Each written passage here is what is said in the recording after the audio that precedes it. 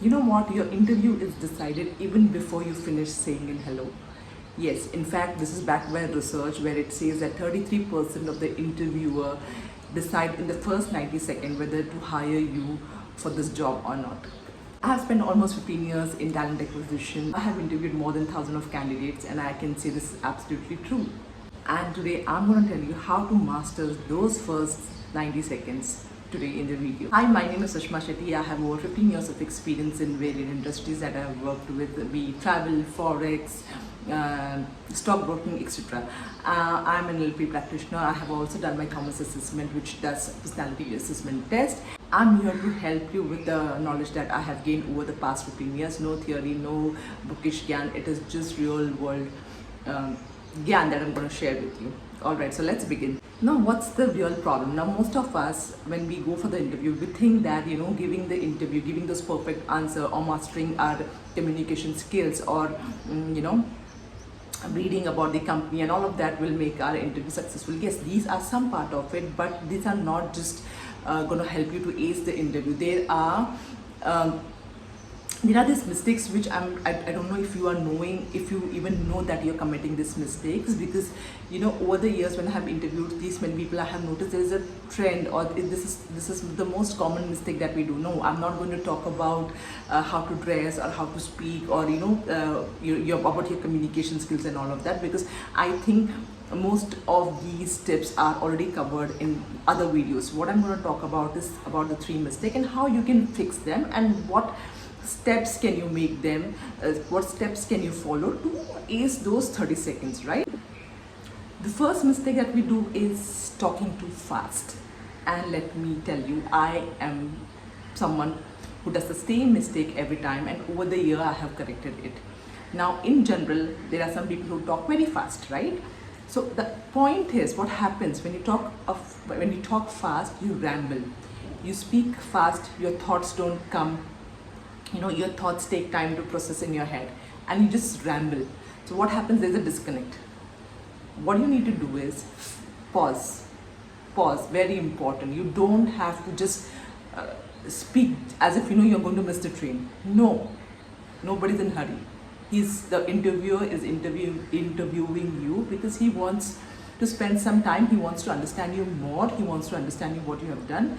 So pause, very important. Okay, listen, pause, understand the question, think over it, mull over it, take some time, and then you can answer. So in that way, your thoughts get processed, you know what you're speaking, you don't ramble, you don't use a lot of fillers, which is, all of that. See, when I am doing this video, I have a lot of, I can edit them, right? I can fix those fillers, but when you are giving an interview, that's the first and the last opportunity. So you better take your time, pause, and then answer each and every question. All right, now let's move to the second mistake. Second mistake I feel is giving rehearsed answers or safe answers, if I have to say. For example, if I ask you, what are your strengths? Tell me about your strengths. So you will be, I see a lot of candidates telling me that, I'm a team player, I like doing this, I like doing that, blah blah answers, which are like, most of the 80% of the candidates give. Now, okay, that's fine, you can give this answer, but there has to be a story. It has to be a personalized thing. You have to back up with the stories. Tell them that, there was this project and I played a role where, I fixed this thing, or I initiated this thing, or I helped the team to achieve so and so goal. So tell a story, okay? It has to be personalized. It cannot be just a vague answer, or which is like I said, a safe answer which has no authenticity, which has no personalization, right? So whenever you answer, give a backup story, not very long, like nobody has a time to sit for 1 hour or 2 hours. Give a story, which is a small story where you can relate your story to that answer, and that certainly helps, because stories are authentic, right? And it builds trust, and that's how you have to present your answer. I hope you are getting my point so far, what I'm trying to tell you. Now let's move to the third mistake, which is not listening. It could be very basic. You could have heard this 100 times, but it is very important. This again, so that you understand why listening is very important.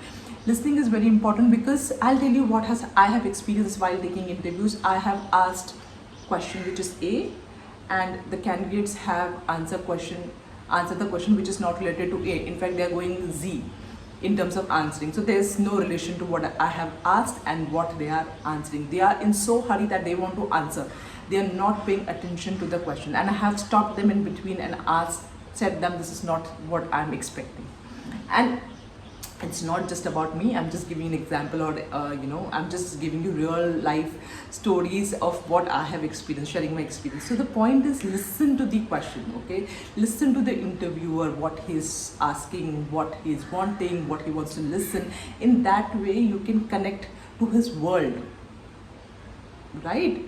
So this is what I want you to understand and fix those 30 seconds or 90 seconds while you are going for your next interview. Now I'm going to share an ACE method which will help you to ace your interview. So what does ACE method mean? ACE method means first is attention, second is connection, and third is evidence. Pay attention to what the interviewer says, listen to him carefully, connect to his world, answer the question directly, hook him to your answer in the first 30 seconds. Now connection is, you need to connect with the interviewer, connect with his energy, pace, give the person interviewer stories, build the trust while you're sharing the stories. And this evidence where you need to give him some data, some real life experiences that you have gained over your working experience, or some projects, if you're a fresher, some projects that you have done in during your college days, or some real life experience in your personal life also, which will show your which will show your leadership skills, right? So yeah, so I think this is very simple, but we need to understand it. It might sound very simple, but it is very difficult to follow. Trust me, one of the things that I'm still learning is speaking slowly, taking a pause. I might see, even when I'm speaking on the YouTube, I might come across that I speak very fast, because that's how generally I speak.